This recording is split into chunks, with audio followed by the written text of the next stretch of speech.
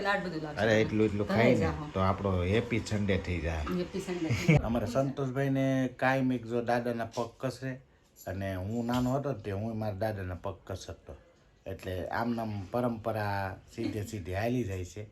અને આ આગળના પગથિયા કરીને કે મેન ડોર પાસે અને અંદર બધું જો પીસીસી અંદર હલાય એવું નથી અત્યારે તો આ બધું પીસીસી થઈ ગયું છે અંદર. યુટ્યુબ ફેમિલી કેમ છો? મજામાં જઈશું તો બધા જય માતાજી, જય સુરાપુરા દાદા. તો મિત્રો અત્યારે જો આપણે બપોરે આરામ કરીને જાગી ગયા છીએ અને બંસીબેને પાણી બાણી પી લીધું છે અને એની મમ્મીએ ચા મૂકવા ગઈ છે હમણાં. તો થોડીક વાર ચા પીને આપણે જવાનું છે પ્લોટે, કારણ કે આજે પીસીસી વાળા આવી ગયા છે એટલે આજનું બધું કમ્પ્લીટ કામ પૂરું થઈ જાય અને 2 દિવસ પછી આપણે સ્લેબનું કામ લેવાનું છે.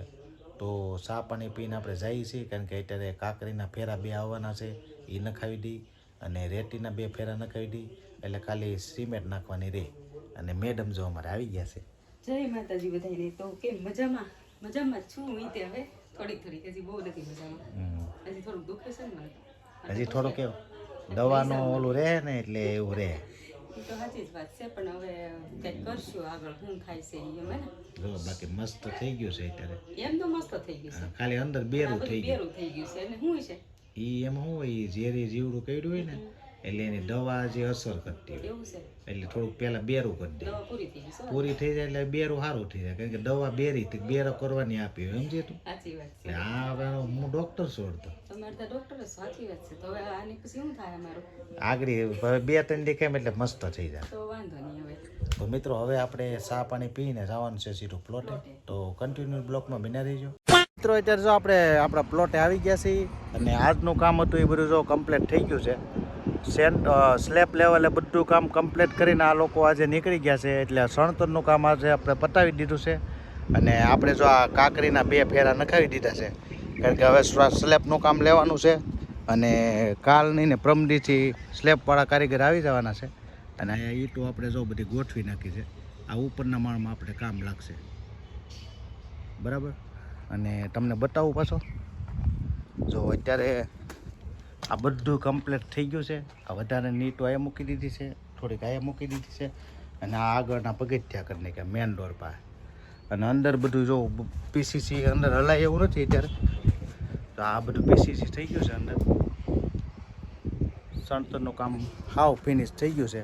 એટલે હવે કાલે 1 દી પોરો ખાઈ લેવાનો છે, 2 દી પાણી છાંટવાનું છે અને પછી આપણે સ્લેબનું કામ ચાલુ પ્રમ દિવસ કરવા આવવાના છે. તો સ્લેબ ભરાઈ જાય પછી આપણે થોડાક દી આરામ કરી દેવાનો છે, કારણ કે 10-12 દી એને સુકાવા દેવો પડશે. તો આજનું કામ જો આપણે બધું પૂરું થઈ ગયું છે, હવે સ્લેબનું કામ ચાલુ થાય પછી તમને બતાવીશું. અને અહીંથી આપણે હવે પ્લોટેથી રજા લઈને સીધા જઈએ છીએ ઘરે. અત્યારે જો અમારા છોકરા માટે સરસ મજાની ખારેક લાવ્યા છીએ અને અમારે ખલેલા કે તમારે શું કહેતા હોય છે કોમેન્ટમાં કહેજો. તો ઓરિજિનલ ઓર્ગેનિક છે, મસ્ત મજાની લાવ્યા છીએ. અને આપણે મેડમ જમવાનું હજી બનાવે છે, હવે બનાવે તો સારું, કારણ કે અત્યારે જો પાછા 8 વાગી ગયા છે, આ થોડું મોડું થઈ ગયું છે. તો કામકાજ કેટલે પગ્યું છે. આરાધના બેન બનાવે છે હે આરાધના જો તો ખરી રોટલી બનાવી કે આરાધના બેન સરસ મજાની રોટલી બનાવે છે અને મેડમ અમારે જમવાનું કાઢે છે. જમવાનું કાઢવું પડે ને તો ભૂખ્યા થઈ ગયા. જમવામાં દાદા ને બેને ખાવાનું બાકી છે. આપણે જો શાક ને રોટલી છે અને દહીં છે, પાણીપુરી છે. યસ. આ તો બહારથી લેવા લાગે તો ઘરે થોડું હોય કઈ. આપણે ગુંડી ગાંઠિયા ક્યારના ખાવા હતા એટલે આજે ગુંડી ગાંઠિયા બનાવ્યા હતા, એટલે સરસ મજાનું મેનુ છે. તો તમારે જમવું હોય તો આવી જાવ, મસ્ત બનાવ્યું છે. અને પાછા પેંડા વતન છે તો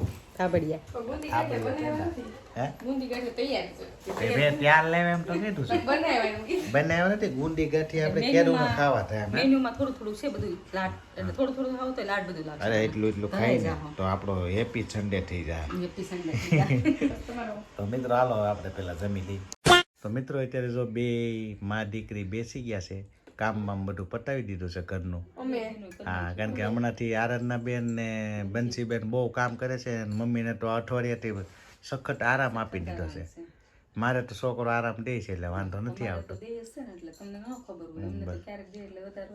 પછી તો આપણે ઓલું મકાન બની જાય ને પછી તો આપણે નિવૃત્તિ લઈ લેવાની છે. સંતોષ હોઈ ગયો છે.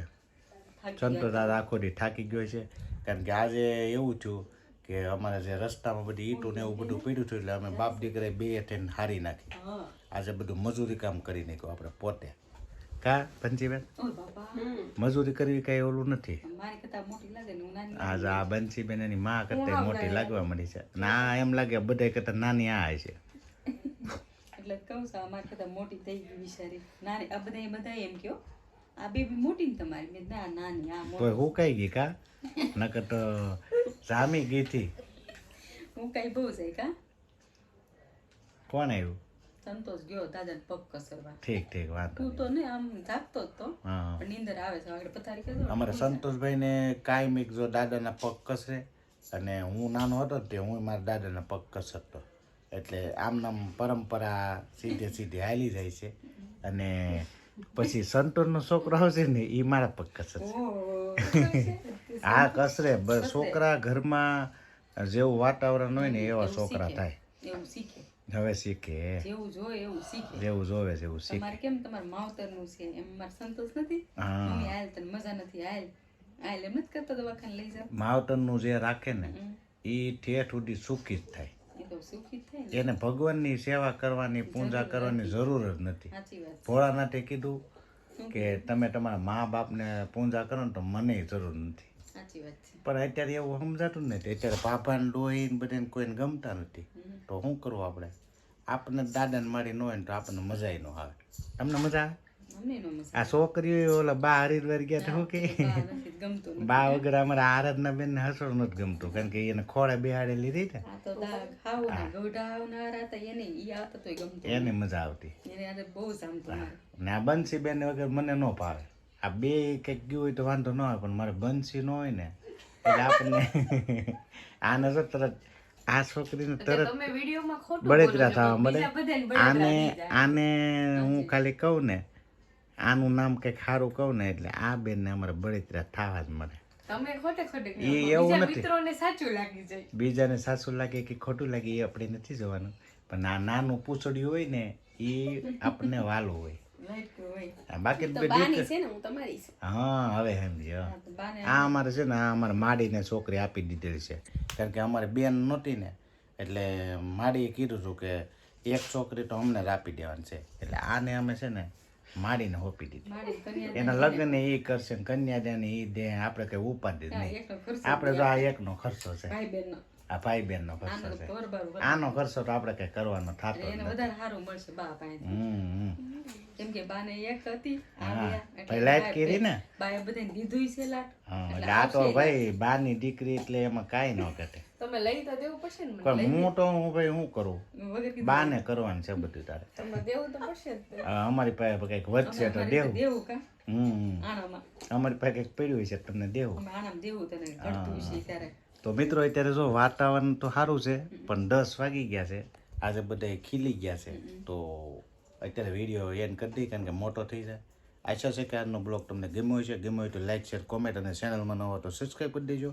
કાલે ફરીથી નવા બ્લોગમાં મળી ત્યાં બધાને જય માતાજી, જય સુરાપુરા દાદા. આવજો, બાય બાય.